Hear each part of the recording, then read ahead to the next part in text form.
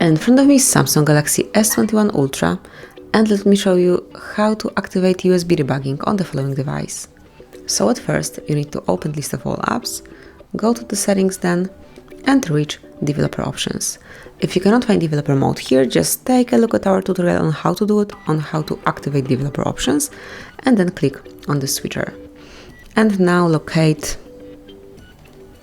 USB debugging right here, mark it, and tap on OK to confirm. From now on, debug mode will be active once USB is connected. So this is it, that would be all. Thank you for watching.